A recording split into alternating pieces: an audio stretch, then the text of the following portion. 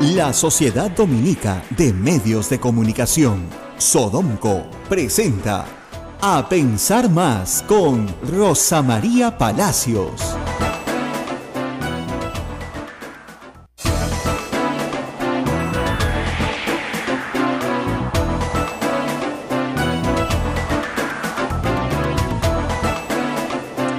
Muy buenos días a todos en todo el Perú.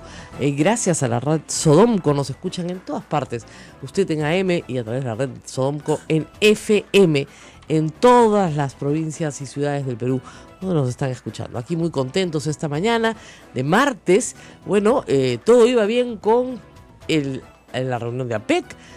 Todo iba estupendo. Todos queríamos comerciar libremente hasta que llegó el señor Donald Trump y dijo: ¡ja, ja, ja, ja! De ninguna manera. Pero es que no le gusta la PEC, así de simple, no le gusta nada de esto. Él ha dicho que proteccionismo. ¿Sabes qué pasa? Pues que es un hombre de negocios, ¿ya? Entonces, imagínate tú que tú fueras un hombre de negocios, que negocias pues edificio por edificio, ¿ya? Y de repente viene uno y te dice: no, vamos a hacer una construcción multilateral, ¿ya? Todos los edificios los vamos a hacer juntos, con las constructoras tales y... No, yo no trabajo así. Todito para mí. Yo trabajo uno por uno. Calla. Y es lo que ha dicho, que sí quiere libre comercio, pero uno por uno. Como nosotros en el Perú ya tenemos uno por uno con Estados Unidos, no tenemos nada de qué preocuparnos, ya tenemos un TLC. Pero sí estoy segura que en este tratado de libre comercio transpacífico, sobre el cual hay dudas, por cierto, si sale Estados Unidos, de repente se aligeran las cosas para todos los demás y hacemos un gran comercio entre América, sin incluir a Estados Unidos, y el resto del Asia. Entonces puede hasta resultar conveniente. En el Perú ha sido gracioso ver cómo la presidenta del Congreso condecoró al presidente chino. China es un país que viola derechos humanos sistemáticamente, es un país rojo, terruco, ¿no? O sea, en los estándares del no sé, pues el almirante Tubino, ¿no es cierto? Tienen la bandera igualita que la de Sendero Luminoso, ¿no? Entonces, deben estar muy confundidos en el Congreso. No, ahí no, pues se trata de un Estado, ¿qué te pasa? Sí, un Estado, claro, donde hay pena de muerte, donde nadie sabe a cuánta gente se le aplica la pena de muerte, por si acaso, ¿ah? Porque es secreto. Amnistía Internacional, cada vez que ha tratado de saber, no lo ha sabido. No, de los procedimientos, olvídense de los procedimientos, jurídicos, etcétera, etcétera. Pero bueno, es un país a donde van más del 20% de las exportaciones del Perú. Sobre todo harina, pescado y minerales.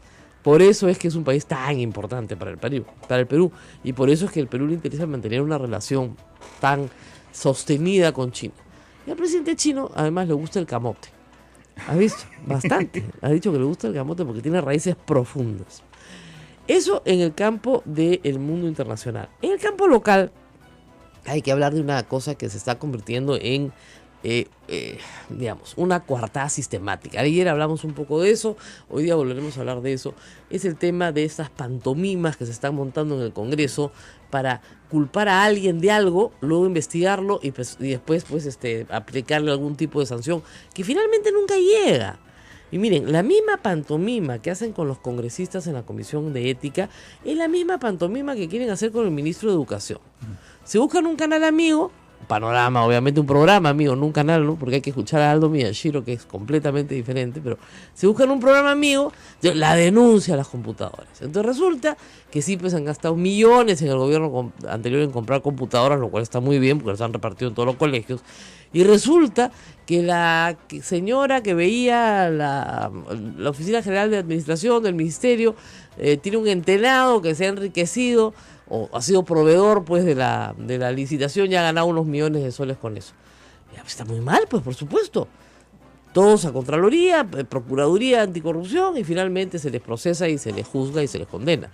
¿Qué tiene que ver el ministro con eso? Nada.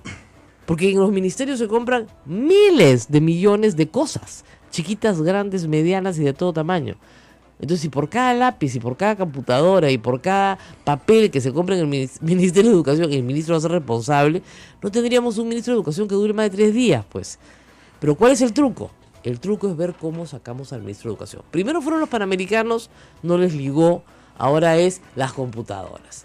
El domingo, reportaje en Panorama, ¿no? Opinión pública se alerta de estas barbaridades que se compraron, obviamente en el gobierno anterior, no en este. ¿Y quién era el ministro? Saavedra. La desesperación de los fujimoristas por sacar a Saavedra es impresionante. Impresionante, porque la plata los tiene desesperados. ¿Cuál plata? La que hacían en las universidades que controlaban. Y no las controlan porque SUNEDU les ha pedido dos cosas bien sencillas. Primero, que se licencien, que es tener estándares mínimos de educación universitaria. Y segundo, que no es tan difícil tampoco, que elijan a sus autoridades en las universidades públicas. Que tampoco pues es el fin del mundo. Nuevas autoridades elegidas universalmente de acuerdo a los procedimientos de ley y condiciones mínimas. Y luego, progresivamente, otras condiciones, como por ejemplo, que tengan profesores a tiempo completo, como por ejemplo, que tengan laboratorios, que tengan libros, por ejemplo, que no funcionen en los altos de una cevichería, por ejemplo, ¿no es cierto? Cosas así, sencillitas nomás, nada complicado. Pero claro, el negocio está en sacarle 200, 300 soles en universidades privadas a cada padre y familia, ¿no es cierto?, y no darle nada al alumno que parezca una educación universitaria. El negocio está en la educación pública, ¿en qué? En hacerte de los bienes de la universidad para tu beneficio propio, ¿no? Y repartir puestos de trabajo entre tus allegados. Ya, eso se acabó. Y como hay un grupo de gente enquistada en el Congreso de la República que no puede vivir sin eso, tiene que volarse al ministro de Educación a como dé lugar. A como dé lugar. Bueno, ojalá pues, si son 72 y son tan monolíticos y tan unidos, ¿por qué no lo censuran hoy? Presentan una moción de censura y la votan en 2 días. La Constitución se lo permite. Y el presidente nombra pues al general Mora, el ministro de Educación, a ver qué les parece. ¿Ah? O el presidente hace cuestión de confianza a la presencia de Saavedra en el gabinete. Y lo censuran igual, pues. Y después nombra al general Mora. Y lo vuelve a hacer cuestión de confianza. ¿Qué tal? O sea, a veces quieren hacer pantomimas, ¿no? Jugar fuerte, ¿no? Uh-huh. Jugar fuerte, un juego para el cual no están preparados, eso es evidente. Porque si quieren jugar fuerte, se sentarían hoy día, decidirían vamos a censurar al ministro, pues. Y vamos a aprobar una ley. Y asumirían las consecuencias. Claro. Por cierto. Y vamos a aprobar una ley donde los rectores manejan las universidades, como era antes, pues. Uh-huh. Como debe ser. Antes los rectores manejaban todas las universidades, la Asamblea Nacional de Rectores. Entonces, claro, entre todos se tapaban todo. Entonces no había ninguna forma de que el usuario tuviera un servicio de calidad. No había forma. Si tenía un servicio de calidad era por el prestigio de la propia universidad, por su antigüedad, por su presencia en la sociedad. Pero si no, sobre todo en el interior del país donde nos están escuchando, cualquier universidad habría, y por 300 soles o 200 soles, tu hijo era ingeniero. Mentira, pues. Mentira, porque no era ingeniero de nada. Y tú y él, y todo el mundo sabía que él no era ingeniero. Entonces, se ha estafado una generación, no podemos permitir que se estafe a otra. Eso es todo lo que se está haciendo, levantar los estándares de la educación superior. Y eso es lo que tiene horrorizado a un montón de congresistas del anterior Congreso y de este, que se han metido a congresistas para una sola razón, para defender sus universidades bamba, no para otra cosa, o sus privilegios. Y el presidente de la Comisión de Educación le manda una carta al ministro de Educación, que está publicada en UTROPE, donde le dice que tienen que darle el licenciamiento a la Universidad del Altiplano porque él lo manda, presionándolo. Y obviamente el ministro, con prudencia, no le ha contestado la carta. ¿Qué le va a contestar? La carta es casi la prueba de un delito. Uh-huh. Es un amedrentamiento de una autoridad pública para que haga algo que no le corresponde hacer, ordenándole al ministro que no tiene nada que ver en el licenciamiento, que lo tiene que dar SUNEDU, que tiene que a la Universidad del Altiplano darle el licenciamiento, que no ha pasado. Y la carta está publicada, la pueden ver. Y ese señor no va a pasar por la Comisión de Ética, no va a pasar por abuso de autoridad, no lo van a sancionar. No, pues es fujimorista. ¿Y cuál es el papel que tiene en todo esto Acción Popular? Vemos declaraciones de Víctor Andrés García Belaúnde que dicen, bueno, el ministro tiene denuncias graves y debe responder por esto. La interpelación es necesaria. Siempre. Este ministro por parte de... Ellos son siempre furgón de cola en estas cosas. Incluso Johnny Lescano. Claro. Uh-huh. Porque están convencidos de que el pueblo quiere la cabeza del ministro. Entonces se ponen ahí políticamente a decir sí, que se va, hasta que no se dan cuenta que, ay, no, perdón, claro, este es el ministro que está tratando de levantar la calidad de la educación pública, ¿no? y también tiene popularidad entre los maestros. Pero yo recuerdo que habían reconocido el papel que había cumplido el ministro de Educación en la anterior gestión. Incluso creo que era lo único que destacaban de todo lo que venía de Ollanta-Humala, ¿no? Es que no pueden decir que no, porque tiene una buena gestión. O sea, a mí lo que me parece increíble es, a ver, ¿de dónde vas a conseguir un PhD en economía que haya trabajado en el Banco Mundial no sé cuántos años, ¿no es cierto?, para que se venga a Perú a ganar la mugre que gana un ministro, discúlpenme, en comparación con los sueldos internacionales que un economista gana? ¿De dónde vas a conseguir uno así?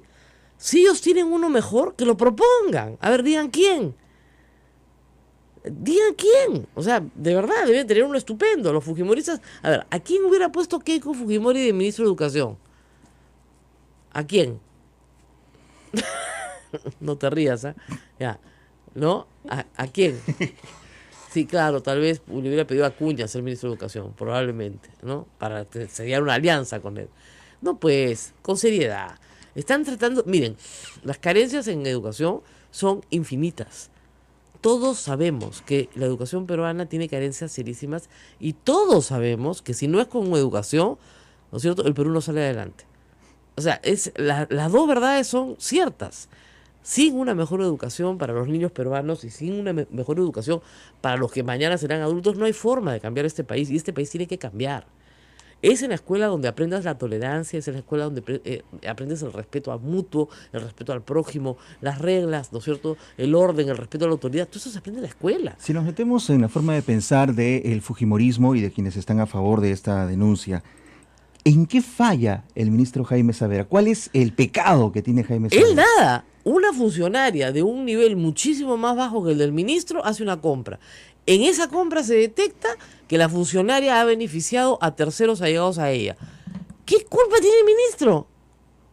Ninguno. En un ministerio donde, repito, se compran miles de cosas todos los días, desde carpetas hasta zapatos. Se compra de todo. Se está buscando pretexto. Pero por supuesto, o sea, se han sentado en la Unidad de Inteligencia Financiera o en la Procuraduría Anticorrupción, de hecho ya, ¿qué procesos hay de educación, A ver, este de las computadoras, perfecto, listo, este domingo programa, las computadoras, además el expediente se lo dan de libre, no hay que hacer mucha explicación, es un expediente completito que ya te lo dan armadito, tú le pones caritas de la RENIEC y ya está, ya tienes tu reportaje hecho. El ministro, ¿qué dice? Me entero por la televisión. Por lo tanto, la persona que está aludida, pues se le acepta de inmediato la renuncia y se lo da a la Procuraduría, se realicen las investigaciones del caso. Ya está. Listo. O sea, miren, si usted quiere buscarle faltas administrativas a cualquier burócrata, es facilísimo. Yo he visto cosas increíbles. No, es que no verificó que el almacenero sellara, ¿no es cierto?, la recepción del documento. Informes de Procuraduría.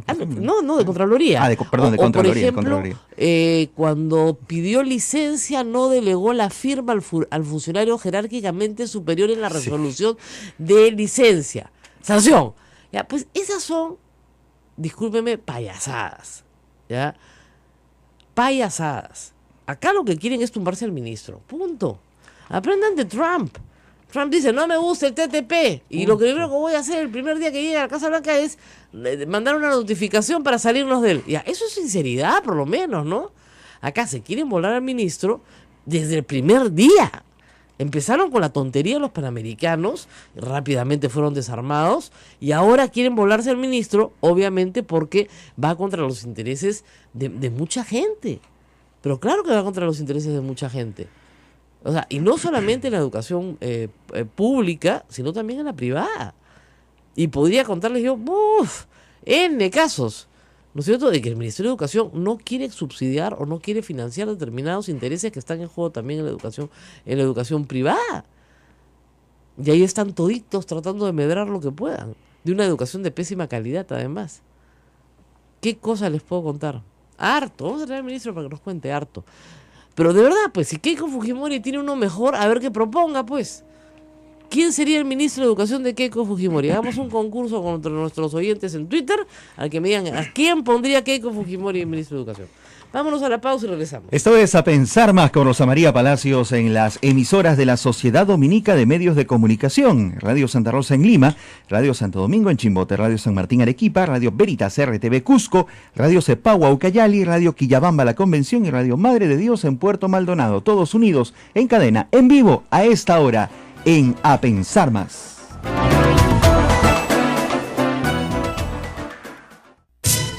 Sodomco, Sociedad Dominica de Medios de Comunicación. 8 de la mañana con 17 minutos. Rosa María, nos vamos al ámbito internacional para hablar, no necesariamente el ámbito internacional, sino las repercusiones que el APEC o la APEC ha tenido aquí en nuestro país. Se ha dicho mucho de todo ello, aún el presidente de China ha cumplido funciones en nuestro país hasta hace unas horas. ¿Qué pasa con APEC? ¿Qué consecuencias hay? ¿Qué nos queda de la APEC el martes después de Francisco Belaúnde Matosian, que siempre nos ayuda en estos casos, está con nosotros en la línea telefónica? Y eso es lo que me gustaría para nuestros oyentes, un poco un resumen de qué significó el APEC, además de tener 2 días de feriado en la provincia de Lima. Muy buenos días, Francisco. ¿Qué tal, Rosa María? Bueno, yo creo que en realidad dentro de el contexto actual que se ha creado por la elección de Donald Trump y su discurso proteccionista, ¿no?, a favor del proteccionismo, esa APEC ha tenido una connotación especial, ¿no?, como una especie de respuesta justamente a ese discurso. Dicho sea de paso, ya parece que Donald Trump ha reaccionado inmediatamente y ha anunciado rápidamente que lo primero que va a hacer es desligar a Estados Unidos del famoso TPP, ¿no? Entonces, yo creo que ese es un primer elemento. Ha sido una reunión que se ha dado un contexto especial, que le ha dado una importancia como una especie de proclama a favor del libre comercio, en contraposición a lo que es la nueva prédica de Estados Unidos. Esperemos que no se vaya, digamos, a materializar a partir del 20 de enero, ¿no? Pero en fin, ya veremos, ¿no?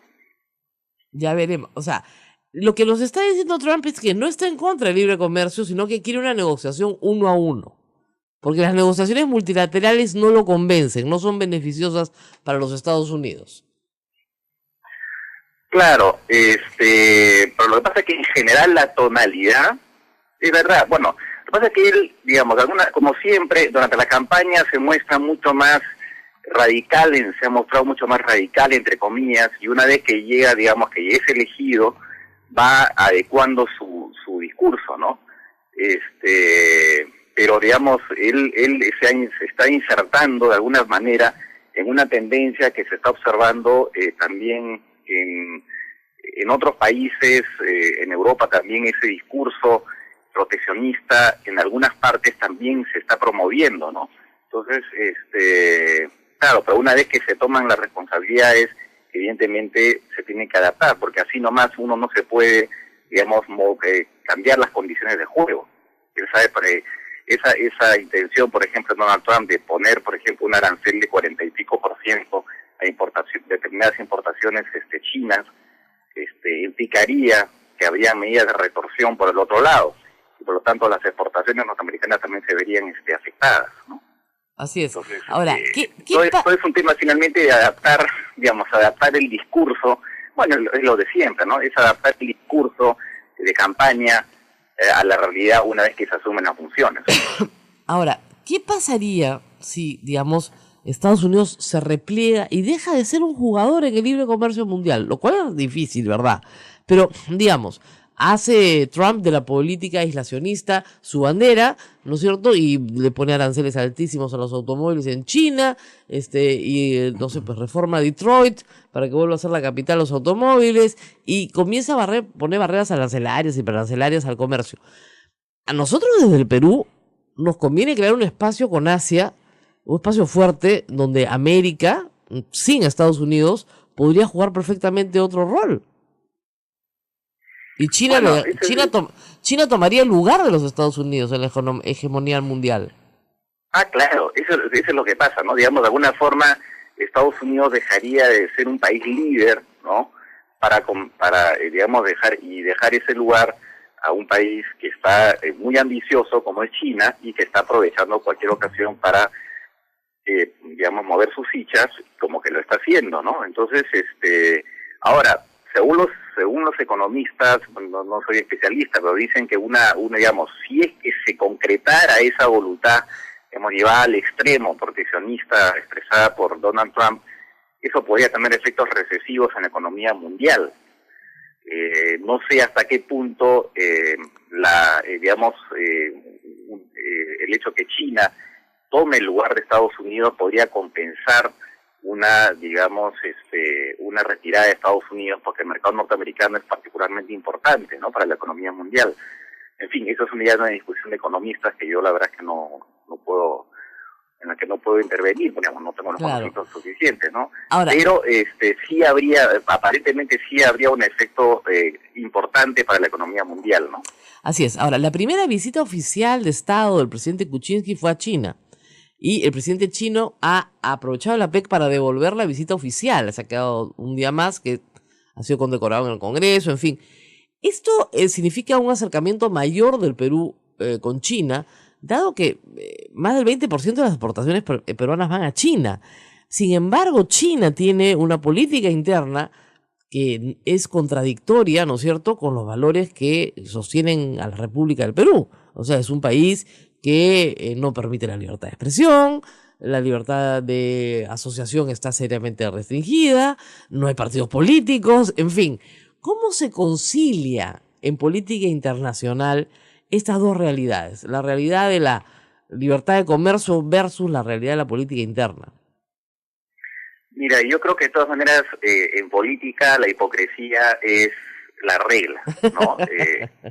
Es la verdad, ¿no? Es la verdad. Y entonces, efectivamente, ¿no? China es un país dictatorial, ¿no? Pero al que necesitamos, ¿no? Del cual no podemos prescindir. Entonces los estados, digamos, toman sus decisiones de manera muy fría. Ahora, es cierto, en estos momentos se ha hecho un paralelo con lo que está pasando en Venezuela. Ahora, a ese respecto yo diría lo siguiente. Sí es importante para un país como el Perú, y creo que para todos los países de América Latina, ponerse muy firmes en cuanto a la, digamos, preservación de la democracia en nuestro continente, incluso desde un punto de vista puramente nacionalista. ¿Por qué? Porque digamos que en algún país del continente como Venezuela se juegue con la democracia y se la tire abajo, eso podría, digamos, de alguna forma debilitar también la vigencia de la democracia en toda América Latina, ¿no? O sea, por lo menos intentemos preservar en nuestro continente el sistema democrático. No podemos, obviamente, digamos, no podemos hacer mucho lo que pase en otros continentes, pero acá en nuestro continente tenemos una carta democrática, tenemos que preservar nuestro sistema democrático porque además es bastante frágil, entonces por lo menos luchemos en ese lado. Es verdad que suena un doble discurso, y por supuesto eso no quiere decir que desde la sociedad civil digamos, se condene lo que está pasando en China, pero como Estado lamentablemente se toman decisiones que van pues en favor de lo que es los empleos de los peruanos y cosas por el estilo, ¿no? Así es. Entonces ese es el tema, digamos. No podemos tampoco renunciar a que nuestras industrias, nuestra agroexportación pierdan un mercado tan importante como el chino, o también a recibir acá inversiones, ¿no? Entonces sí, efectivamente, es hipócrita, que hay bastante cinismo, seguramente. No, de hecho lo es, pero tenemos por lo menos un deber a nivel latinoamericano de no tolerar en nuestro vecindario experiencias, digamos, que son contrarias a la democracia, ¿no? Claro. Como tú dices bien, la hipocresía es la única posibilidad, ¿no es cierto?, de mantener relaciones internacionales. Hemos tenido en Lima al presidente de Filipinas, un hombre que está severamente examinado, digamos, en el mundo de derechos humanos por graves violaciones de derechos humanos en Filipinas, y sin embargo ha estado aquí recibido como cualquier otro señor presidente, y no pasa nada. ¿Por qué? Porque es un foro económico. La gente lo que te dice, no, es que este es un foro económico, no es un foro de derechos humanos, ciertamente no estaría invitado. Ahora, hay otro tema. La APEC es un foro de países que tienen costa en el Pacífico. Sin embargo, hay otros países que miran esto con interés, por ejemplo Brasil, o por ejemplo otros países de América Latina que les gustaría entrar y no tienen costa en el Pacífico. ¿Cómo se está manejando eso? Bueno, en lo que respecta a países como Brasil, una de las respuestas es este famoso proyecto del tren transpacífico, transoceánico, ¿no? Que hasta el momento el tema está un poquito confuso, ¿no? Porque en el momento dado se hablaba más bien de este tren por el norte, y ahora Bolivia ha movido sus fichas y nos ha embarcado en su proyecto, el proyecto propio que pasaría también por Bolivia, ¿no? Lo curioso de todo esto es que ni los chinos ni los brasileños, que son los principales interesados, se han pronunciado hasta ahora respecto de esa segunda opción. Eso es muy gracioso, ¿no? Porque Bolivia, digamos, ha jugado su propia campaña, nos ha embarcado en este proyecto de alguna forma, y ahora también está negociando con Paraguay, también con la misma perspectiva, ¿no? Pero hasta el momento yo no he leído ningún tipo de reacción por parte de Brasil y de China, que son los principales interesados en este tema del, digamos, digamos, transoceánica, ese tren transoceánico.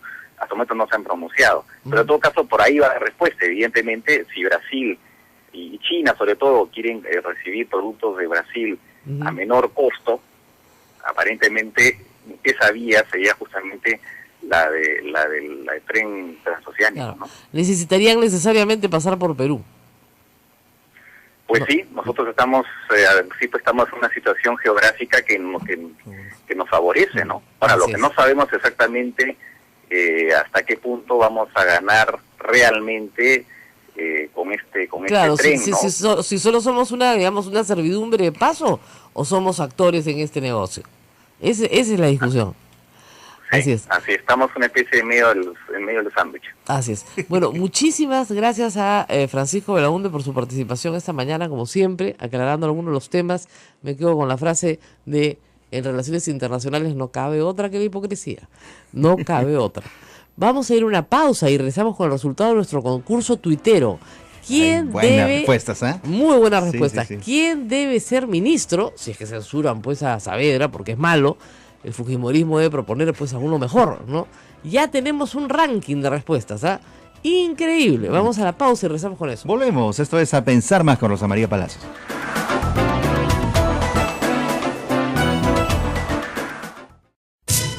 Sodomco, Sociedad Dominica de Medios de Comunicación.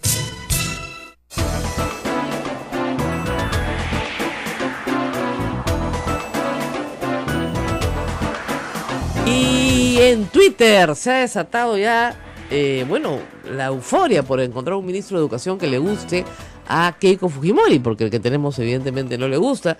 Para eso están armando toda estrategia para votarlo. Número 1 en las respuestas. Nos empezamos por abajo, pues. Ya.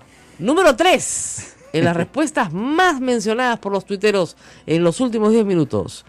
El congresista Becerril para ministro de Educación. Bueno, no es un hombre muy educado, digamos, en el trato, pero de repente el cargo le hace bien, se educa. Número 2, Kenji Fujimori. Es que su hermana quiere quemarlo, pues, para el 2021. Entonces, ¿no? Y número 1, pero la más mencionada, lejos, Cecilia Chacón. ¿Y por qué? Porque dicen que el ministro tiene un PhD, pero ella tiene un KFC.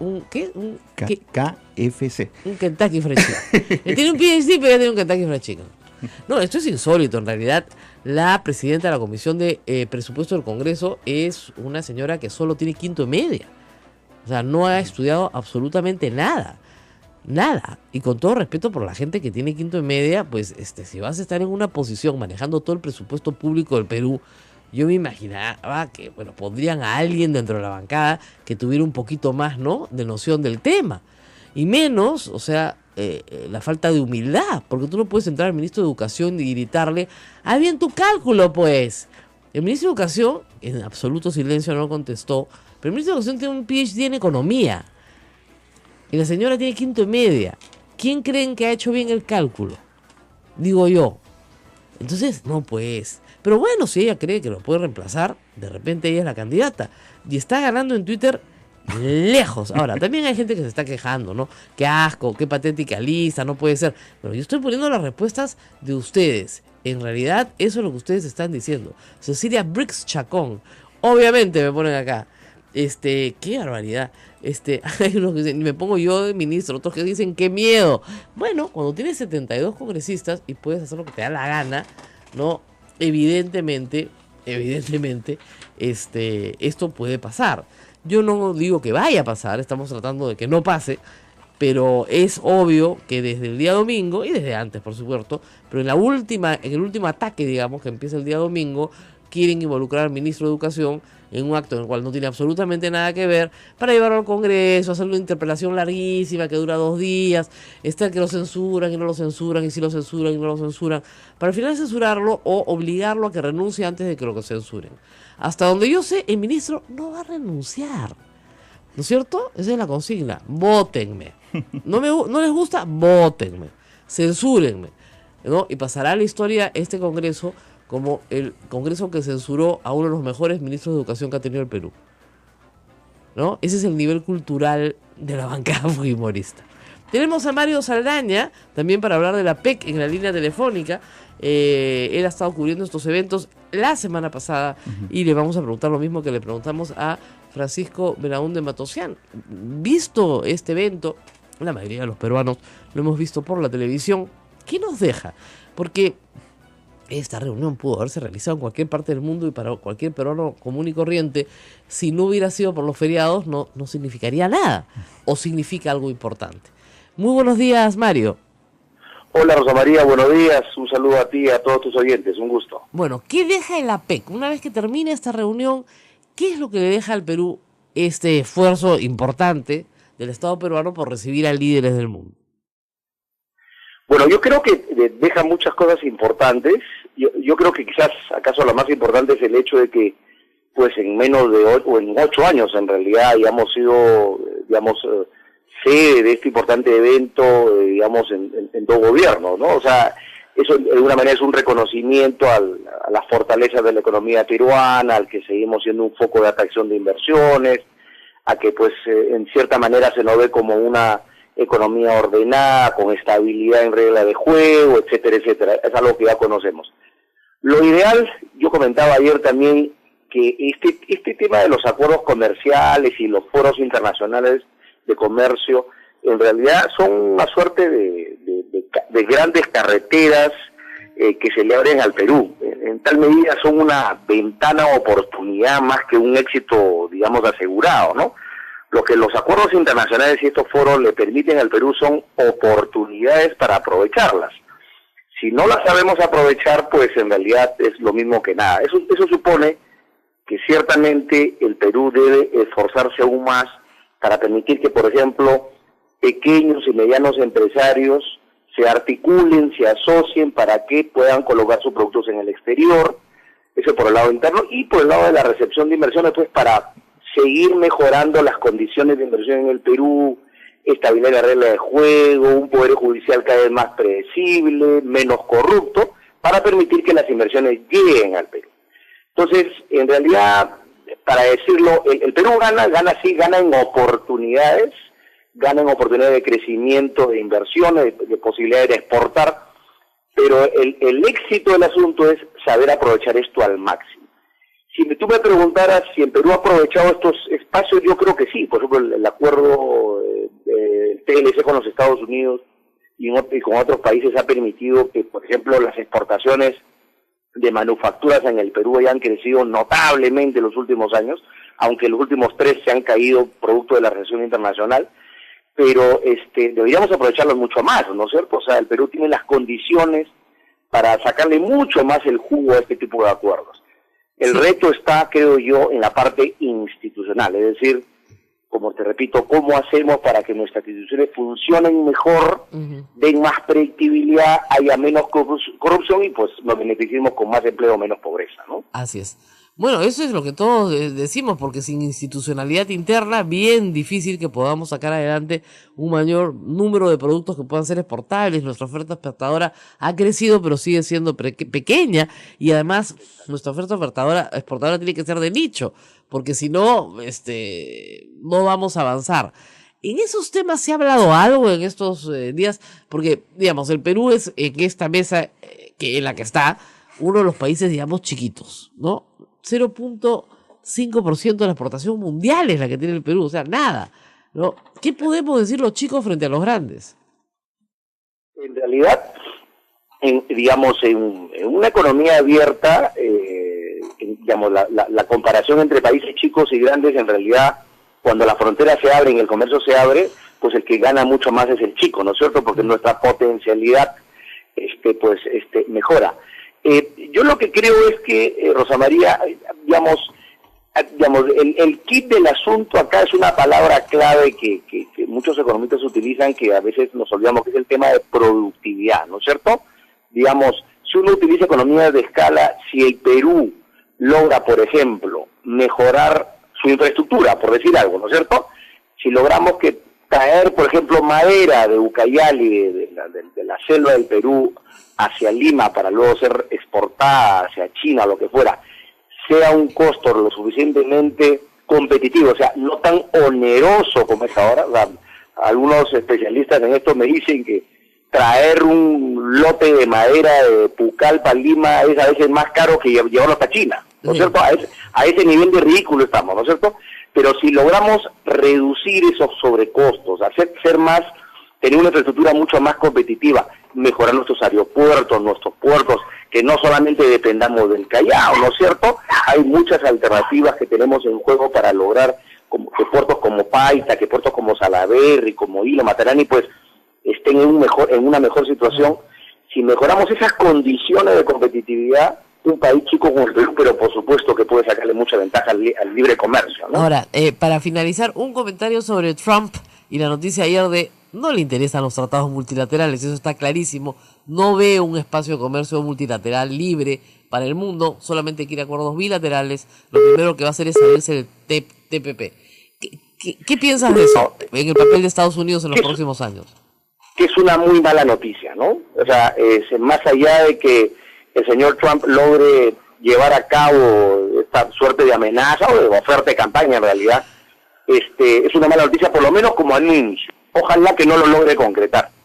O sea, en realidad, digamos, a países como el nuestro, yo creo que para el Perú, el efecto no creo que sea, digamos, no va a ser significativo, porque finalmente las principales exigencias ya no las pusieron cuando negociamos el TLC con los Estados Unidos, tú recordarás perfectamente, en los términos laborales, el tema de reconocimiento de patentes, de derecho de propiedad intelectual, etcétera, etcétera. Pero, digamos, no sé qué otro tipo de condiciones podría exigir el señor Trump en una relación bilateral que ya tiene suscrita con un país como el Perú. Pero lo cierto es que frente a ese dicho del señor Trump, yo creo que una de las cosas positivas de la PEC es que ya China, ¿no es cierto?, Australia, Nueva Zelanda, otros países que sí quieren pertenecer, sacar adelante el TPP y sí creen en el multilateralismo, de alguna manera logren que las otras economías pues no abdiquen del multilateralismo y sigamos adelante. Ahora, yo ayer lo escuchaba al señor Ferreiros, al ministro de Comercio Exterior, él considera que aún no está todo perdido, que finalmente el peso de las otras economías, China, Japón, Rusia, Nueva Zelanda, Australia, y bueno, la Alianza del Pacífico, podrían lograr de que por lo menos plantearle al señor Trump que ese cierre de fronteras, esa, digamos, desvinculación del multilateralismo, finalmente a quien más daño le causa en la economía norteamericana, porque ponte a pensar, la mano de obra el día de hoy en los Estados Unidos es claramente más cara que cualquier de estos países, porque evidentemente claro, el consumidor americano es el que va a pagar la cuenta, eso es clarísimo. Exactamente, porque le va a generar inflación, porque van a ser menos competitivos. Finalmente la economía, la globalización no va a ser detenida por esa decisión. Entonces, yo creo que pierde más los Estados Unidos. Ojalá que ese discurso populista, un tanto demagógico de campaña, que entre comillas intenta favorecer al trabajador norteamericano, pues finalmente caiga en saco roto y se dé cuenta la propia administración Trump que en realidad, digamos, lo que mejor podría hacer es mejorar los términos de intercambio de los Estados Unidos, pero no abdicar del multilateralismo del comercio abierto, que finalmente es un beneficio para todos, ¿no? Así es. Bueno, muy bien, muchísimas gracias a Mario Saldaña por su comentario esta mañana aquí en Radio Santa Rosa. Gracias por estar con nosotros y creo que nos tenemos que ir a una pausa, o todavía no. Sí, siempre me levantan un cartel, pero tengo que saludar a todos los músicos, porque hoy día es el día de Santa Cecilia, 22 de noviembre, patrona de todos los músicos. Acá todos me dicen sí, y bueno, ustedes no tienen idea de quién fue Santa Cecilia. A ver, con campeonato acá ninguno sabe, ¿ya? Santa Cecilia fue elevada a los altares muchos años después de que murió, en 1594 por el Papa Gregorio XIII. Él nombró a Santa Cecilia patrona de la música. Bueno, la pobre Santa Cecilia sufrió muchísimo porque era una mujer romana. Ella murió en un año que no está muy determinado, murió el 22 de noviembre, sí, pero entre el año 180 y el año 230. Pero era romana, quería ser cristiana, se convirtió al cristianismo, fue torturada por ello, y por eso es no solamente santa, es mártir. Y ella había decidido entregarle su vida a Dios y la obligaron a casarse. Y sin embargo, se dice que durante su boda los músicos tocaban y ella cantaba a Dios en su corazón. Entonces Gregorio XIII la nombró la patrona de los músicos. Aparentemente también tocaba algún instrumento musical de los que se tocaba en ese momento en Roma, la lira, la cítara o algún tipo de arpa utilizados en la sociedad romana. Todo esto lo sé yo. ¿Ah? No, lo acabo de leer. ¿Ya? Pero Santa Cecilia hay que aprender algo, ¿no? Todos los días. Así es. Saludo para todos los músicos, porque ese talento, gracias a Dios, hay bastante en nuestro país. Gracias a Dios. Sí, eso es bueno. Vamos a una pausa y volvemos con mucho más. Hay incendios por todo el Perú. Mucha gente me está escribiendo. Miren, vamos a explicar después esto porque es parte de un fenómeno natural, no solamente un fenómeno creado por el hombre. Pero vamos a regresar con eso. Volvemos.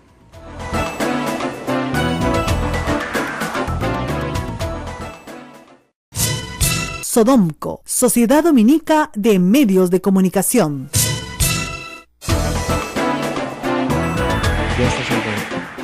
Continuamos, esto es A Pensar Más con Rosa María Palacios. Y tenemos un enlace con Radio Santo Domingo. Diego Cáceres está en el audio para explicarnos la situación política que se está viviendo, porque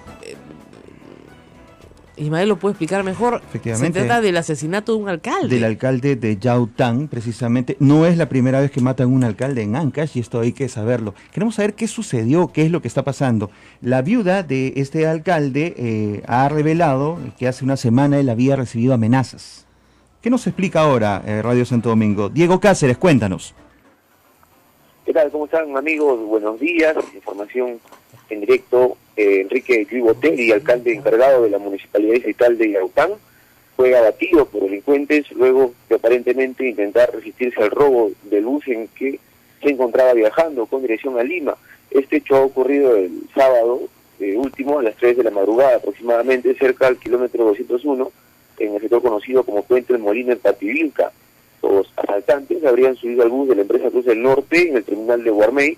Luego de forcejear con el chofer y amenazar a los pasajeros, acabaron con la vida del burgomaestre con 5 certeros balazos, además de llevarse celulares y billeteras de algunos de los pasajeros. En el sitio de Yaután se hizo el pabellón a media alta y se colocó un crespón negro en su palacio municipal como símbolo de duelo. La población también protestó y exigen que capturen a los autores materiales e intelectuales del asesinato de su alcalde. Estos días, la sede municipal se encuentra cerrada y con carteles.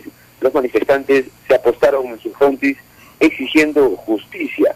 Por otro lado, un grupo especializado de la policía asumió la investigación del homicidio, mientras que los familiares de la víctima denunciaron que el homicidio tuvo un móvil político. Hoy, el grupo especializado de la policía ha llegado ya hasta el distrito de Yaután y han ocupado la comisaría para empezar las indagaciones. A mi padre lo mataron por cuestiones políticas, hicieron hacer que se trató de un asalto, pero a él lo siguieron en Casma y Guarmey, los criminales lo asesinaron y el objetivo era él, declaró Carlos Lluís Ramírez, hijo del burgomaestre asesinado. Por otro lado, Medali Ramírez Bernuy, fue más allá, revelando que su esposo hace una semana fue amenazado de muerte. Ella refiere que una persona llegó al municipio de Yaután y le dijo que pronto se termina todo, que uno a uno saldrán como perros. Es que había mucha gente interesada en tomar la comuna de Yaután, reveló la esposa de Guy Botteri, quien además recordó que las amenazas que él recibía lo hacía desde cuando era regidor en el año 2015, y dio a conocer que sobre esto existen grabaciones con todas las amenazas y que no le arrebataron nada al momento del asalto, porque lo único que se llevaron fue su pistola y el resto de sus cosas ni siquiera fueron tocadas.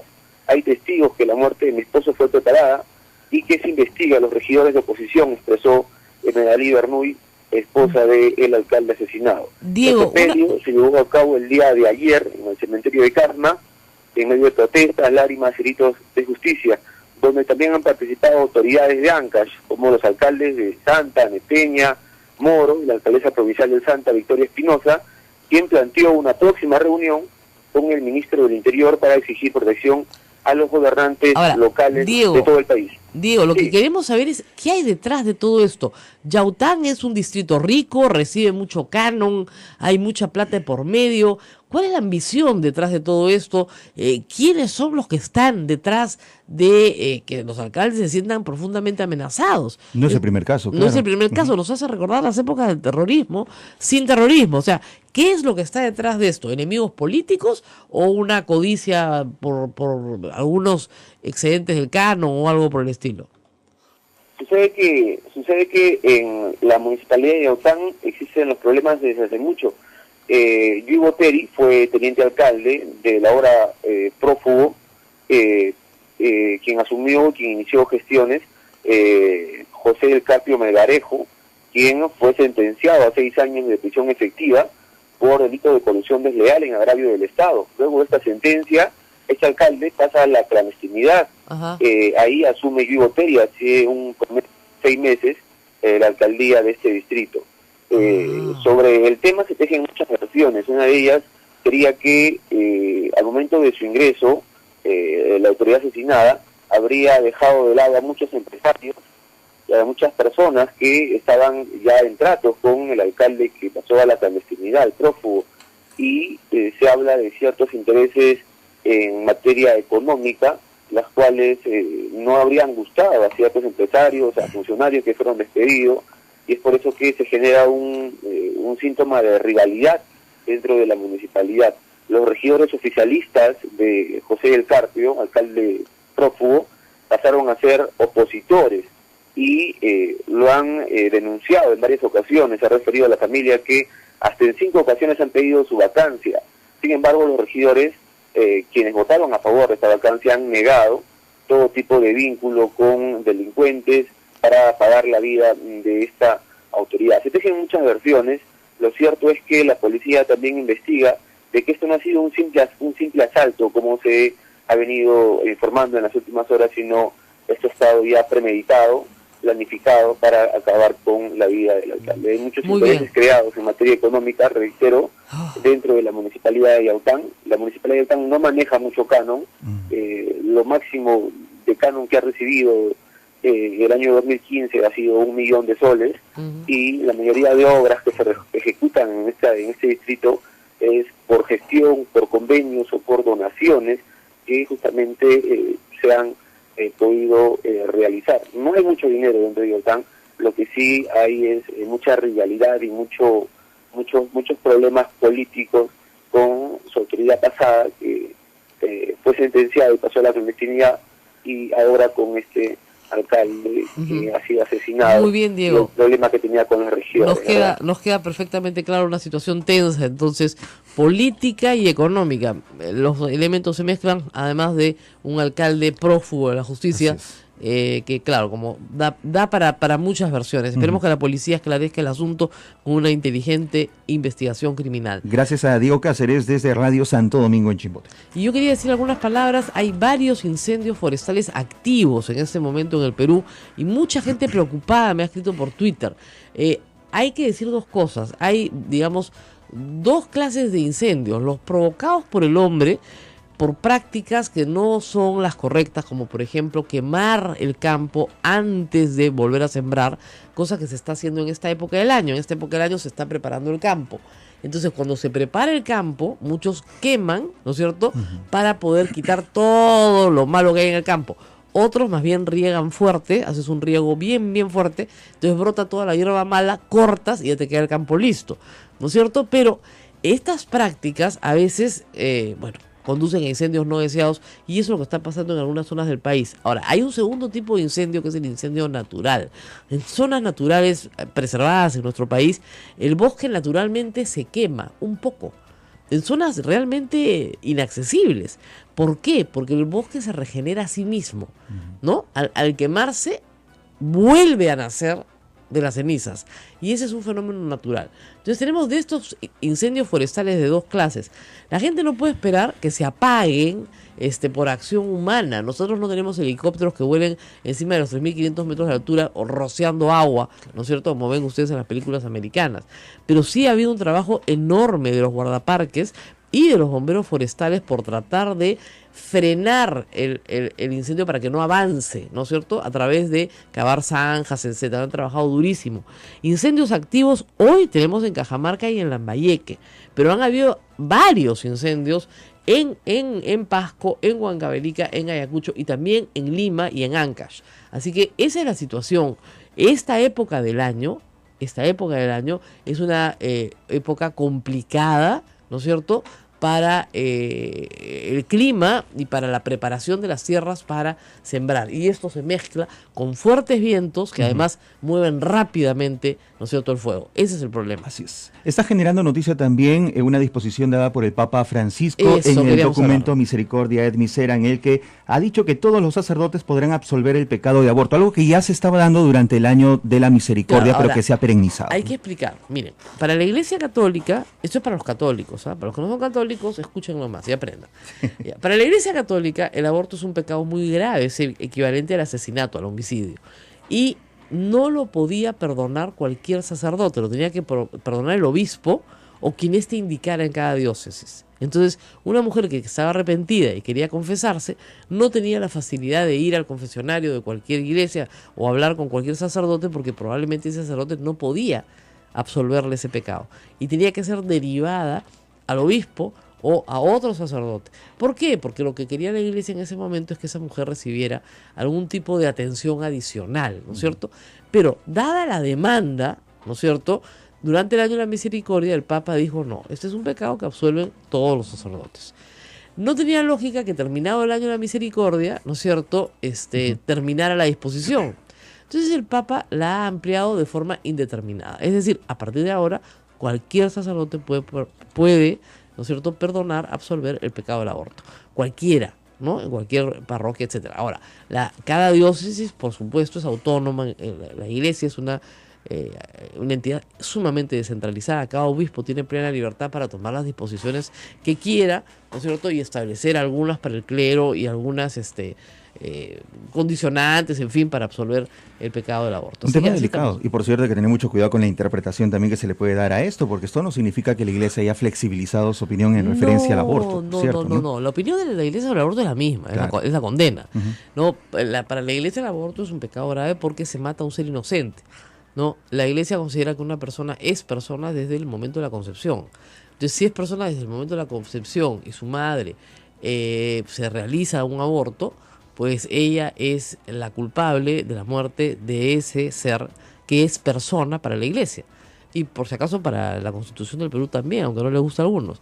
Y ese es el pecado. El pecado es el haber evitado la vida de un ser humano que iba a nacer. Es un pecado grave para la Iglesia. Y por lo tanto, se absuelve, como se absuelve cualquier otro pecado.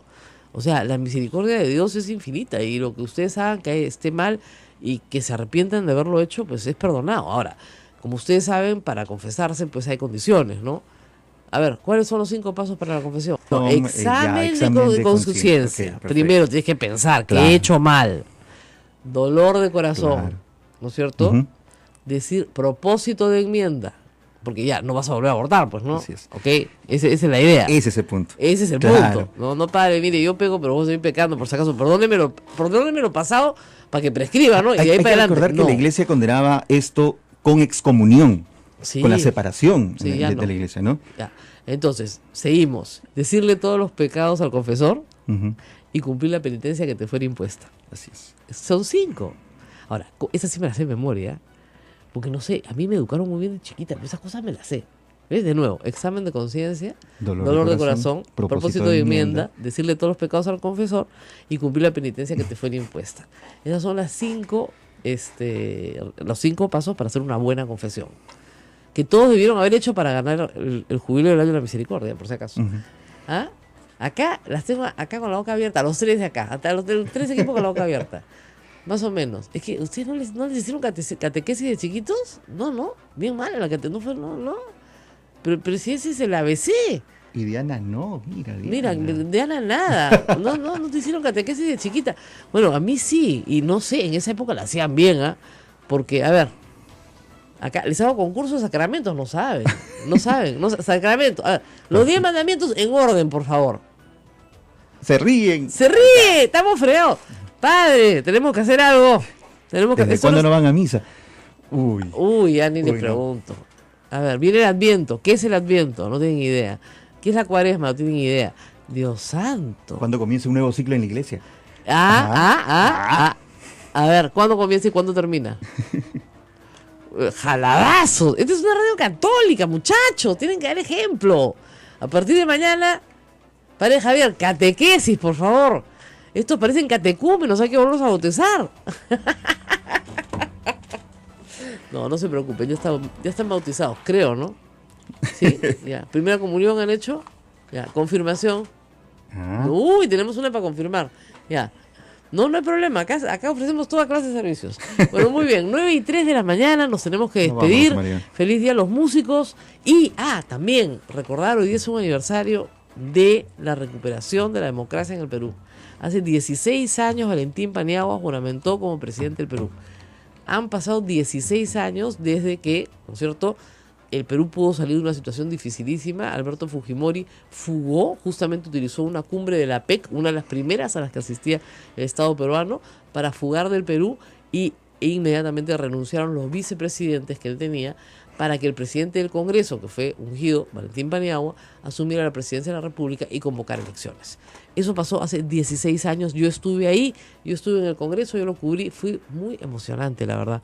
Fue muy emocionante porque ¿Quién le dio la banda presidencial? Luz Salgado. Luz Salgado, ¿no? Luz Salgado se la puso. Fue muy emocionante porque de verdad fue salir de una situación dificilísima sin que hubiera una revolución, sin que hubiera un baño de sangre, sin que hubiera una protesta en la calle, un vidrio roto, ¿no? Ese noviembre fue un noviembre muy, muy especial para la historia del Perú. Una transición rápida, fácil, y que se hizo porque el gobierno de Alberto Fujimori, que pretendía perpetuarse por tercera vez, no tenía viabilidad política alguna. Y su socio, Vladimiro Montesinos, ya lo había traicionado y también había huido. Bueno, nos tenemos que despedir. Esto fue todo por hoy. Tienen historia, catequesis, todo en este programa. Política, economía, comercio internacional. Todo en una hora. ¿Quién les ofrece esto? Nadie. No dejen de escuchar Radio Santa Rosa y, por supuesto, a toda la red Sodomco. Muchas gracias. Muchas gracias por apoyarnos todos los días desde todos los rincones del Perú. Nos vemos mañana. Nos vemos mañana, cuídense. Retornamos con la programación de cada una de las emisoras de la Sociedad Dominica de Medios de Comunicación. Cuídense. Chao.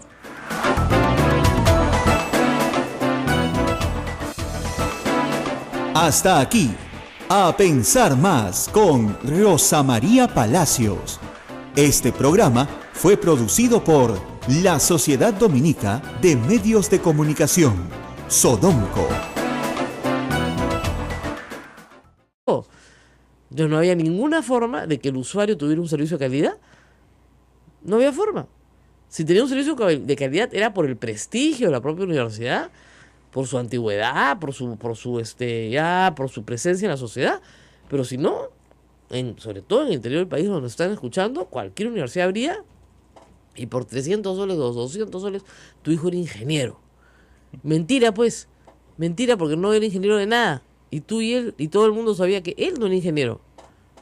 Entonces, se ha estafado una generación, no podemos permitir que se estafe a otra. Eso es todo lo que se está haciendo, levantar los estándares de la educación superior.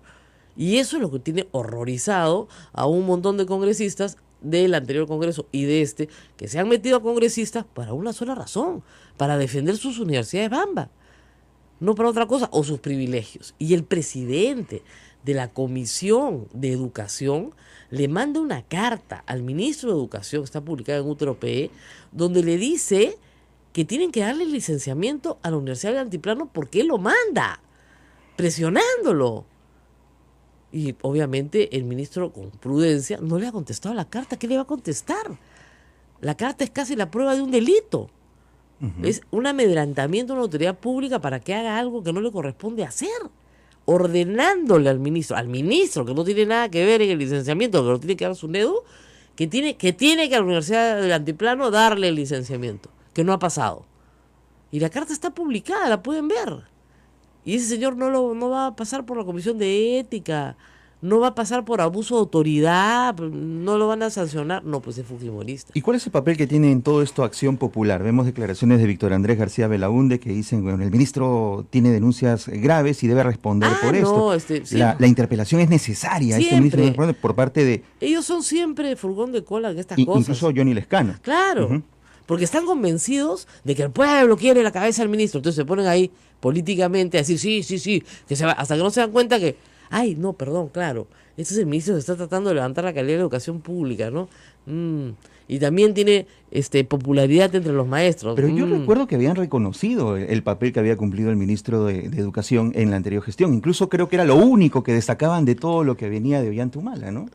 Es que no pueden decir que no, porque tiene una buena gestión. O sea, a mí lo que me parece increíble es, a ver, ¿de dónde vas a conseguir un PhD en economía que haya trabajado en el Banco Mundial no sé cuántos años, ¿no es cierto?, para que se venga a Perú a ganar la mugre que gana un ministro, discúlpenme, en comparación con los sueldos internacionales que un economista gana? ¿De dónde vas a conseguir uno así?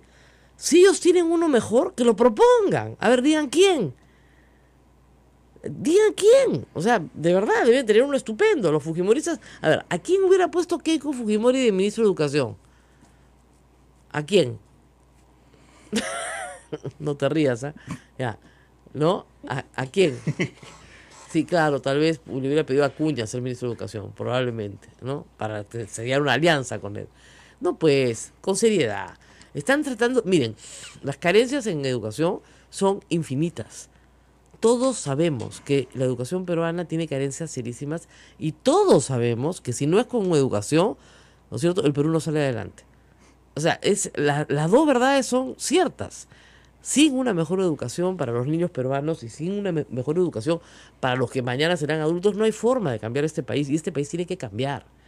Es en la escuela donde aprendas la tolerancia, es en la escuela donde aprendes el respeto al mutuo, el respeto al prójimo, las reglas, ¿no es cierto?, el orden, el respeto a la autoridad. Todo eso se aprende en la escuela. Si nos metemos en la forma de pensar del fujimorismo y de quienes están a favor de esta denuncia, ¿en qué falla el ministro Jaime Savera? ¿Cuál es el pecado que tiene Jaime Savera? Él nada. Una funcionaria de un nivel muchísimo más bajo que el del ministro hace una compra. En esa compra se detecta que la funcionaria ha beneficiado a terceros allegados a ella. ¿Qué culpa tiene el ministro? Ninguno. En un ministerio donde, repito, se compran miles de cosas todos los días, desde carpetas hasta zapatos. Se compra de todo. Se está buscando pretexto. Pero por supuesto, o sea, se han sentado en la Unidad de Inteligencia Financiera o en la Procuraduría Anticorrupción, de hecho ya, ¿qué procesos hay de educación, A ver, este de las computadoras, perfecto, listo, este domingo programa, las computadoras, además el expediente se lo dan de libre, no hay que hacer mucha explicación, es un expediente completito que ya te lo dan armadito, tú le pones caritas de la RENIEC y ya está, ya tienes tu reportaje hecho. El ministro, ¿qué dice? Me entero por la televisión. Por lo tanto, la persona que está aludida, pues se le acepta de inmediato la renuncia y se lo da a la Procuraduría, se realicen las investigaciones del caso. Ya está. Listo. O sea, miren, si usted quiere buscarle faltas administrativas a cualquier burócrata, es facilísimo. Yo he visto cosas increíbles. No, es que no verificó que el almacenero sellara, ¿no es cierto?, la recepción del documento. Informes de Procuraduría. No, de Contraloría. De Contraloría. Por ejemplo, cuando pidió licencia, no delegó la firma al funcionario jerárquicamente superior en la resolución de licencia. sanción. Ya, pues esas son, discúlpeme, payasadas. ¿Ya? Payasadas. Acá lo que quieren es tumbarse al ministro. Punto. Aprendan de Trump. Trump dice, no me gusta el TTP. Y lo primero que voy a hacer el primer día que llegue a la Casa Blanca es mandar una notificación para salirnos de él. Ya, eso es sinceridad, por lo menos, ¿no? Acá se quieren volar al ministro desde el primer día. Empezaron con la tontería de los panamericanos, rápidamente fueron desarmados, y ahora quieren volarse al ministro, obviamente porque va contra los intereses de mucha gente. Pero claro que va contra los intereses de mucha gente. O sea, y no solamente en la educación pública, sino también en la privada. Y podría contarles yo, N casos, ¿no es cierto?, de que el Ministerio de Educación no quiere subsidiar o no quiere financiar determinados intereses que están en juego también en la educación privada. Y ahí están toditos tratando de medrar lo que puedan, de una educación de pésima calidad además. ¿Qué cosa les puedo contar? Harto, vamos a traer al ministro para que nos cuente harto. Pero de verdad, pues, si Keiko Fujimori tiene uno mejor, a ver qué proponga, pues.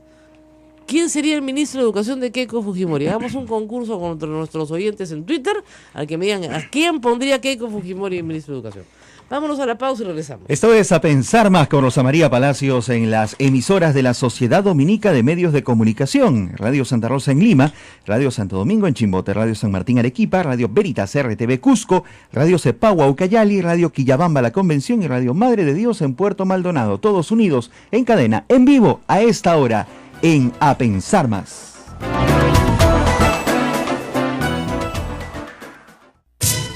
Sodomco, Sociedad Dominica de Medios de Comunicación. 8.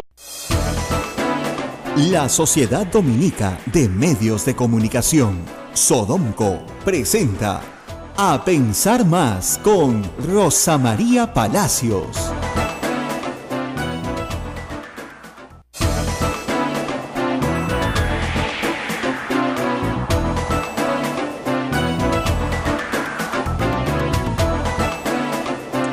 Muy buenos días a todos en todo el Perú. Gracias a la red Sodomco nos escuchan en todas partes. Usted en AM y a través de la red Sodomco en FM en todas las provincias y ciudades del Perú donde nos están escuchando. Aquí muy contentos esta mañana de martes. Bueno, todo iba bien con la reunión de APEC. Todo iba estupendo. Todos queríamos comerciar libremente hasta que llegó el señor Donald Trump y dijo, ¡ja, ja, ja, ja!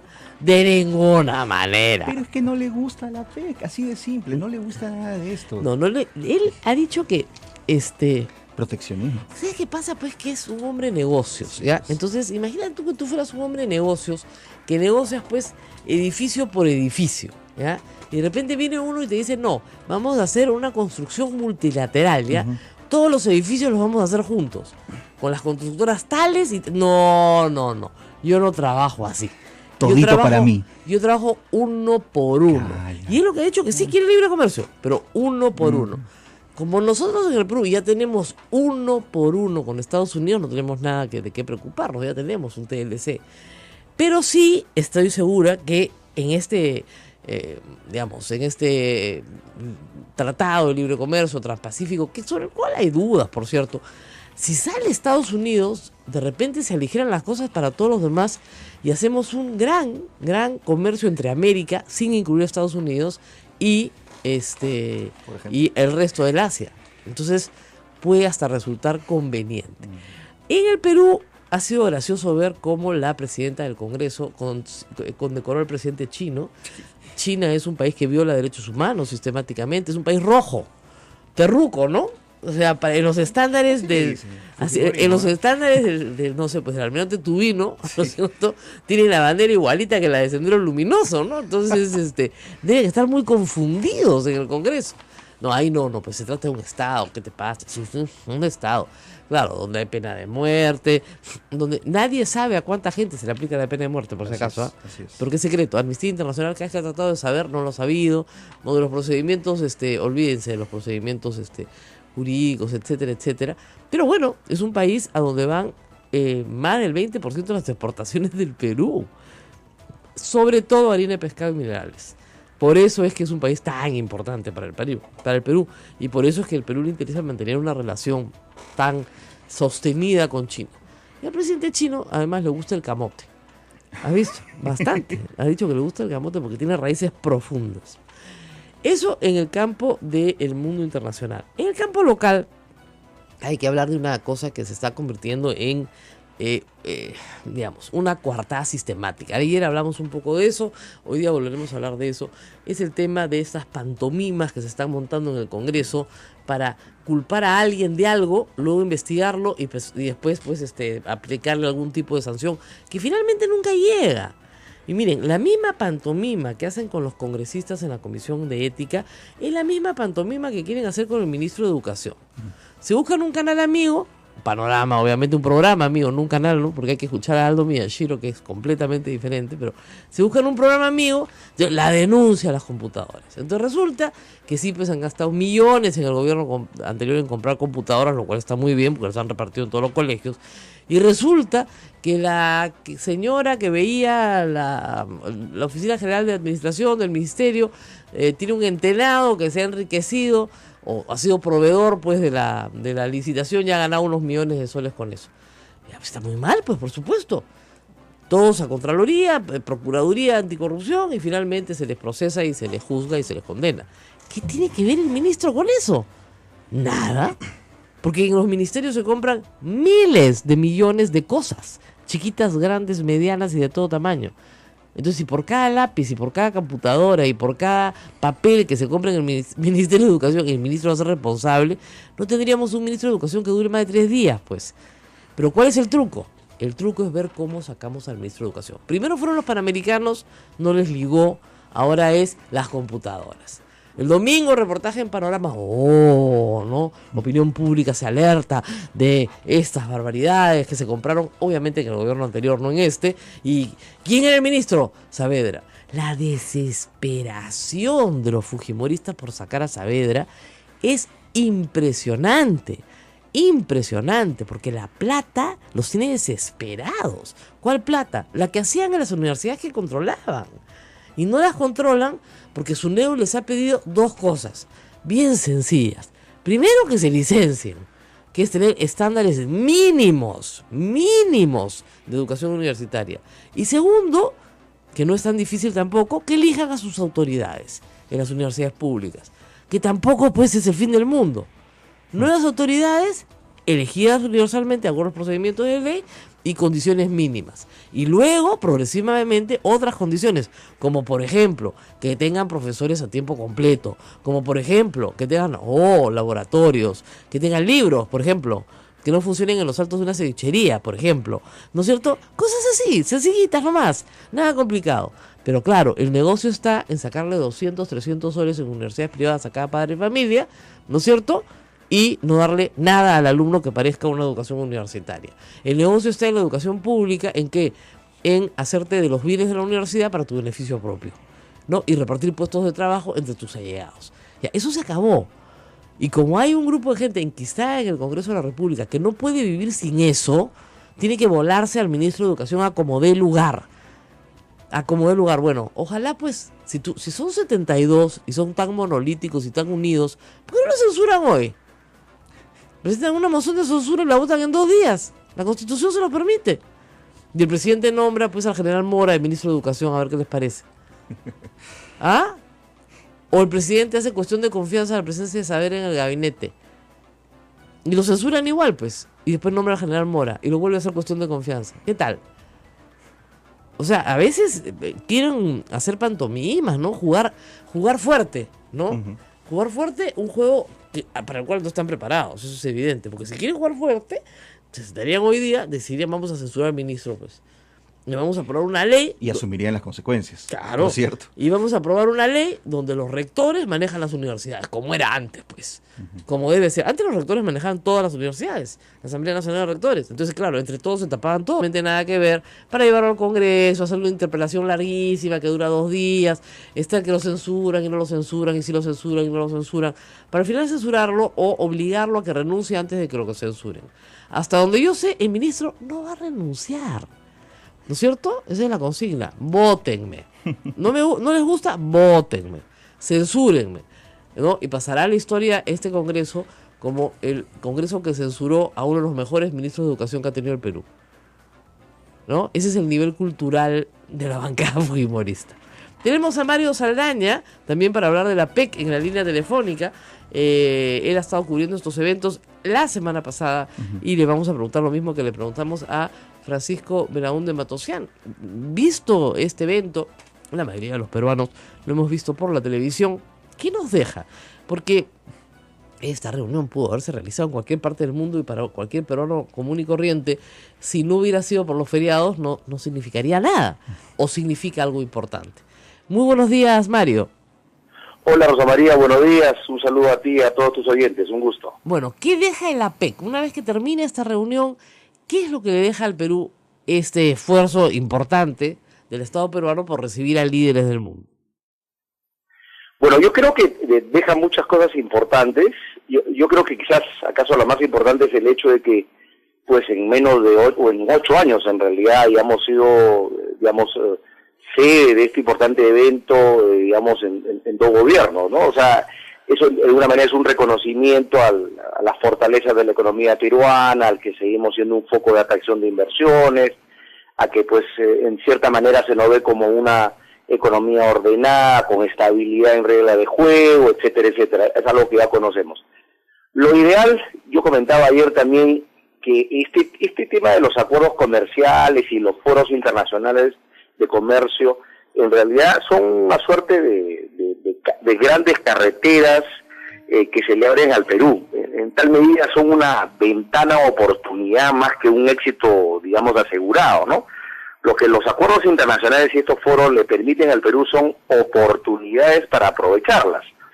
Si no las sabemos aprovechar, pues en realidad es lo mismo que nada. Eso supone que ciertamente el Perú debe esforzarse aún más para permitir que, por ejemplo, pequeños y medianos empresarios se articulen, se asocien para que puedan colocar sus productos en el exterior, eso por el lado interno, y por el lado de la recepción de inversiones, pues para seguir mejorando las condiciones de inversión en el Perú, estabilidad de la regla de juego, un poder judicial cada vez más predecible, menos corrupto, para permitir que las inversiones lleguen al Perú.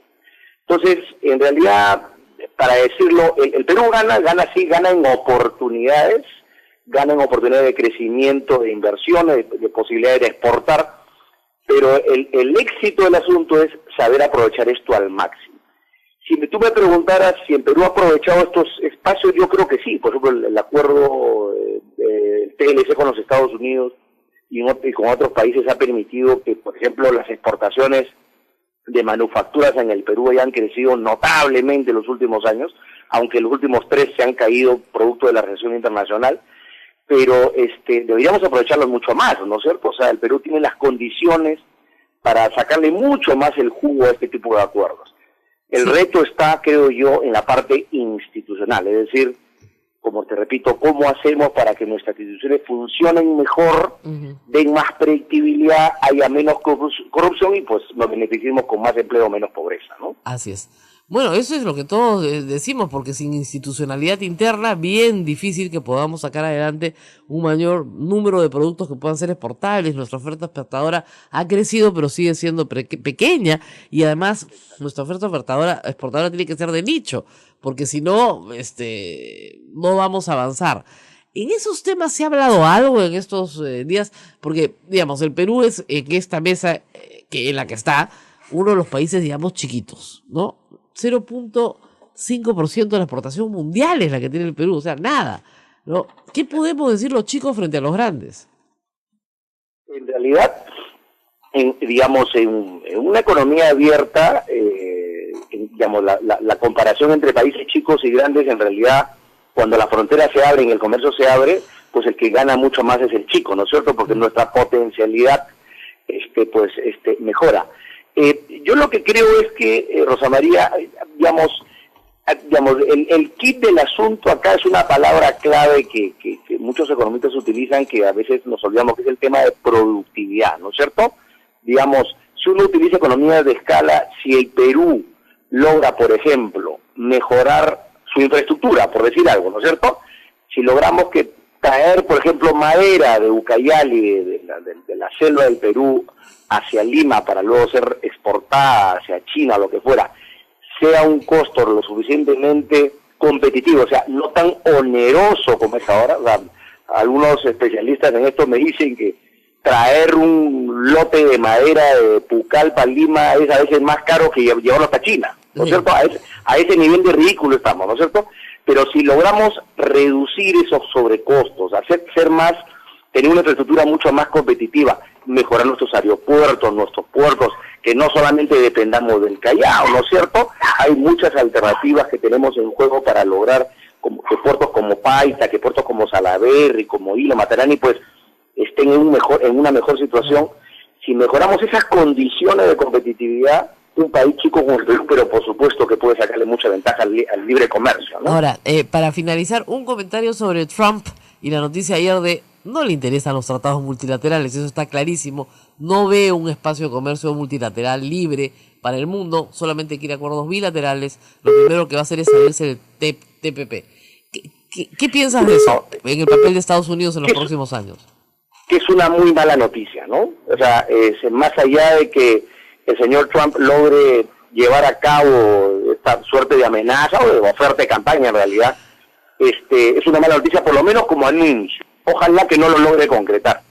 O sea, en realidad, digamos, a países como el nuestro, yo creo que para el Perú, el efecto no creo que sea, digamos, no va a ser significativo, porque finalmente las principales exigencias ya no las pusieron cuando negociamos el TLC con los Estados Unidos, tú recordarás perfectamente, en los términos laborales, el tema de reconocimiento de patentes, de derecho de propiedad intelectual, etcétera, etcétera.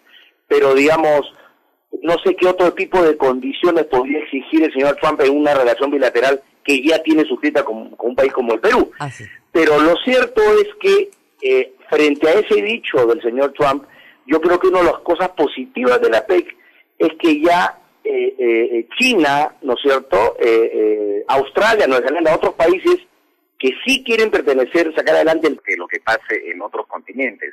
Pero acá tenemos, en nuestro continente tenemos una carta democrática, tenemos que preservar nuestro sistema democrático porque además es bastante frágil, entonces por lo menos luchemos en ese lado. Es verdad que suena un doble discurso y por supuesto eso no quiere decir que desde la sociedad civil o digamos se condene lo que está pasando en China, pero como Estado lamentablemente se toman decisiones que van pues en favor de lo que es los empleos de los peruanos y cosas por el estilo, ¿no? Así es. Entonces ese es el tema, digamos, no podemos tampoco renunciar a que nuestras industrias, nuestra agroexportación pierda un mercado tan importante como el chino, o también a recibir acá inversiones, ¿no? Entonces sí, efectivamente, que es hipócrita, que hay bastante cinismo, seguramente, no, de hecho lo es, pero tenemos por lo menos un deber a nivel latinoamericano de no tolerar en nuestro vecindario experiencias, digamos, que son contrarias a la democracia, ¿no? Claro. Como tú dices bien, la hipocresía es la única posibilidad, ¿no es cierto?, de mantener relaciones internacionales. Hemos tenido en Lima al presidente de Filipinas, un hombre que está severamente examinado, digamos, en el mundo de derechos humanos por graves violaciones de derechos humanos en Filipinas, y sin embargo ha estado aquí recibido como cualquier otro señor presidente, y no pasa nada. ¿Por qué? Porque es un foro económico. La gente lo que te dice, no, es que este es un foro económico, no es un foro de derechos humanos, ciertamente no estaría invitado. Ahora, hay otro tema. La PEC es un foro de países que tienen costa en el Pacífico. Sin embargo, hay otros países que miran esto con interés, por ejemplo Brasil, o por ejemplo otros países de América Latina que les gustaría entrar y no tienen costa en el Pacífico. ¿Cómo se está manejando eso? Bueno, en lo que respecta a países como Brasil, una de las respuestas es este famoso proyecto del tren transpacífico, transoceánico, ¿no? Que hasta el momento el tema está un poquito confuso, ¿no? Porque en el momento dado se hablaba más bien de este tren por el norte, y ahora Bolivia ha movido sus fichas y nos ha embarcado en su proyecto, el proyecto propio que pasaría también por Bolivia, ¿no? Lo curioso de todo esto es que ni los chinos ni los brasileños, que son los principales interesados, se han pronunciado hasta ahora respecto de esa segunda opción. Eso es muy gracioso, ¿no? Porque en Bolivia, digamos, ha jugado su propia campaña, nos ha enmarcado en este proyecto, de alguna forma, y ahora también está negociando con Paraguay, también con la misma perspectiva, ¿no? Pero hasta el momento yo no he leído ningún tipo de reacción por parte de Brasil y de China, que son los principales interesados en este tema del, digamos, de la digamos, transoceánica, ese tren transoceánico.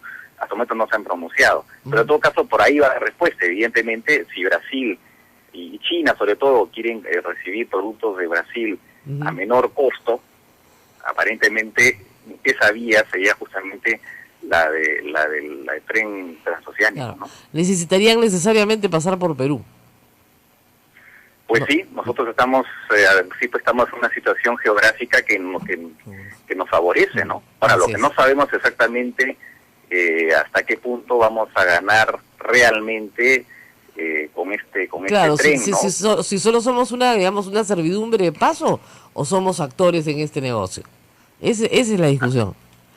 Sí, así estamos una especie en medio del sándwich. Así es. Bueno, muchísimas gracias a Francisco Belaunde por su participación esta mañana, como siempre, aclarando algunos de los temas. Me quedo con la frase de: en relaciones internacionales no cabe otra que la hipocresía. No cabe otra. Vamos a ir a una pausa y regresamos con el resultado de nuestro concurso tuitero. ¿Quién debe... respuestas, ¿eh? Muy buena respuesta. Sí. ¿Quién debe ser ministro? Si es que censuran pues a Saavedra, porque es malo. El fujimorismo debe proponer pues a uno mejor, ¿no? Ya tenemos un ranking de respuestas, ¿ah? Increíble. Vamos a la pausa y regresamos con eso. Volvemos. Esto es A Pensar Más con Rosa María Palacios.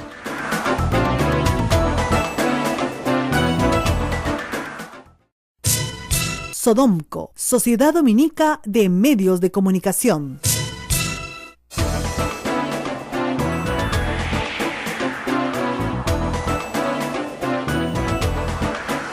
Y en Twitter se ha desatado ya, la euforia por encontrar un ministro de Educación que le guste a Keiko Fujimori, porque el que tenemos evidentemente no le gusta. Para eso están armando toda estrategia para votarlo. Número 1 en las respuestas. No, empezamos por abajo, pues. Ya. Número 3 en las respuestas más mencionadas por los tuiteros en los últimos 10 minutos. El congresista Becerril para ministro de Educación. Bueno, no es un hombre muy educado, digamos, en el trato, pero de repente el cargo le hace bien, se educa. Número 2, Kenji Fujimori. Es que su hermana quiere quemarlo, pues, para el 2021. Entonces, ¿no? Y número 1, pero la más mencionada, lejos, Cecilia Chacón. ¿Y por qué? Porque dicen que el ministro tiene un PhD, pero ella tiene un KFC. Un Kentucky Fried Chicken. Él tiene un PhD, pero ella tiene un Kentucky Fried Chicken. No, esto es insólito. En realidad, la presidenta de la Comisión de Presupuesto del Congreso es una señora que solo tiene quinto y media. O sea, no ha estudiado absolutamente nada. Nada. Y con todo respeto por la gente que tiene quinto y media, pues si vas a estar en una posición manejando todo el presupuesto público del Perú, yo me imaginaba que, pondrían a alguien dentro de la bancada que tuviera un poquito más, ¿no?, de noción del tema. Y menos, la falta de humildad, porque tú no puedes entrar al ministro de Educación y gritarle: ¡ah, bien tu cálculo, pues! El ministro de Educación, en absoluto silencio, no contestó, pero el ministro de Educación tiene un PhD en Economía. Y la señora tiene quinto y media. ¿Quién creen que ha hecho bien el cálculo? Digo yo. Entonces, no, pues. Pero bueno, si ella cree que lo puede reemplazar, de repente ella es la candidata. Y está ganando en Twitter lejos. Ahora, también hay gente que se está quejando, ¿no? Qué asco, qué patética lista, no puede ser. Pero yo estoy poniendo las respuestas de ustedes. En realidad, eso es lo que ustedes están diciendo. Cecilia Briggs Chacón. Obviamente me ponen acá. Qué barbaridad. Hay unos que dicen, me pongo yo de ministro, otros que dicen, qué miedo. Bueno, cuando tienes 72 congresistas y puedes hacer lo que te da la gana, ¿no? Evidentemente, esto puede pasar. Yo no digo que vaya a pasar, estamos tratando de que no pase, pero es obvio que desde el día domingo, y desde antes, por supuesto, pero en el último ataque, digamos, que empieza el día domingo, quieren involucrar al ministro de Educación en un acto en el cual no tiene absolutamente... De la mañana con 17 minutos, Rosa María, nos vamos al ámbito internacional para hablar, no necesariamente el ámbito internacional, sino las repercusiones que el APEC o la APEC ha tenido aquí en nuestro país. Se ha dicho mucho de todo ello, aún el presidente de China ha cumplido funciones en nuestro país hasta hace unas horas. ¿Qué pasa con APEC? ¿Qué consecuencias hay? ¿Qué nos queda de la APEC? El martes, después de Francisco Belaúnde Matosian, que siempre nos ayuda en estos casos, está con nosotros en la línea telefónica. Y eso es lo que me gustaría para nuestros oyentes, un poco un resumen de qué significó el APEC, además de tener 2 días de feriado en la provincia de Lima. Muy buenos días, Francisco. ¿Qué tal, Rosa María? Bueno, yo creo que en realidad dentro de el contexto actual que se ha creado por la elección de Donald Trump y su discurso proteccionista, ¿no?, a favor del proteccionismo, esta PEC ha tenido una connotación especial, ¿no?, como una especie de respuesta justamente a ese discurso. Dicho sea de paso, ya parece que Donald Trump ha reaccionado inmediatamente y ha anunciado rápidamente que lo primero que va a hacer es desligar a Estados Unidos del famoso TPP, ¿no? Entonces, yo creo que ese es un primer elemento. Ha sido una reunión que se ha dado un contexto especial, que le ha dado una importancia como una especie de proclama a favor del libre comercio, en contraposición a lo que es la nueva prédica de Estados Unidos. Esperemos que no se vaya, digamos, a materializar a partir del 20 de enero, ¿no? Pero en fin, ya veremos, ¿no? Ya veremos. O sea, lo que nos está diciendo Trump es que no está en contra del libre comercio, sino que quiere una negociación 1 a 1. Porque las negociaciones multilaterales no lo convencen, no son beneficiosas para los Estados Unidos. Claro, pero lo que pasa es que en general la tonalidad, es verdad, bueno, lo que pasa es que él, digamos, como siempre, durante la campaña se muestra mucho más radical, se ha mostrado mucho más radical, entre comillas, y una vez que llega, digamos, que es elegido, va adecuando su discurso, ¿no? Pero, digamos, él se está insertando de alguna manera en una tendencia que se está observando también en otros países, en Europa también ese discurso proteccionista en algunas partes también se está promoviendo, ¿no? Entonces, claro, pero una vez que se toman las responsabilidades, evidentemente se tienen que adaptar, porque así nomás uno no se puede, digamos, cambiar las condiciones de juego. Él sabe, esa intención, por ejemplo, de Donald Trump de poner, por ejemplo, un arancel de 40 y pico % a determinadas importaciones chinas, implicaría que habría medidas de retorsión por el otro lado, y por lo tanto las exportaciones norteamericanas también se verían afectadas, ¿no? Así es. Entonces, ahora, todo es un tema finalmente de adaptar el discurso, bueno, es lo de siempre, ¿no? Es adaptar el discurso de campaña a la realidad una vez que se asumen las funciones. Ahora, ¿qué pasaría si, digamos, Estados Unidos se repliega y deja de ser un jugador en el libre comercio mundial? Lo cual es difícil, ¿verdad? Pero, digamos, hace Trump de la política aislacionista su bandera, ¿no es cierto? Y le pone aranceles altísimos a los automóviles en China, no sé, pues reforma Detroit para que vuelva a ser la capital de los automóviles, y comienza a poner barreras arancelarias y arancelarias al comercio. A nosotros desde el Perú nos conviene crear un espacio con Asia, un espacio fuerte donde América, sin Estados Unidos, podría jugar perfectamente otro rol. Y China tomaría el lugar de los Estados Unidos en la hegemonía mundial. Ah, claro, eso es lo que pasa, ¿no? Digamos, de alguna forma, Estados Unidos dejaría de ser un país líder, ¿no? Para digamos, dejar ese lugar a un país que está muy ambicioso, como es China, y que está aprovechando cualquier ocasión para, digamos, mover sus fichas, como que lo está haciendo, ¿no? Entonces, ahora, según los economistas, no soy especialista, pero dicen que digamos, si es que se concretara esa voluntad, hemos llevado al extremo proteccionista expresada por Donald Trump, eso podría tener efectos recesivos en la economía mundial. No sé hasta qué punto, digamos, el hecho que China tome el lugar de Estados Unidos podría compensar una, digamos, una retirada de Estados Unidos, porque el mercado norteamericano es particularmente importante, ¿no?, para la economía mundial. En fin, eso es una discusión de economistas que yo la verdad es que no puedo, en la que no puedo intervenir, porque no tengo los conocimientos suficientes, ¿no? Ahora, pero sí aparentemente sí habría un efecto importante para la economía mundial, ¿no?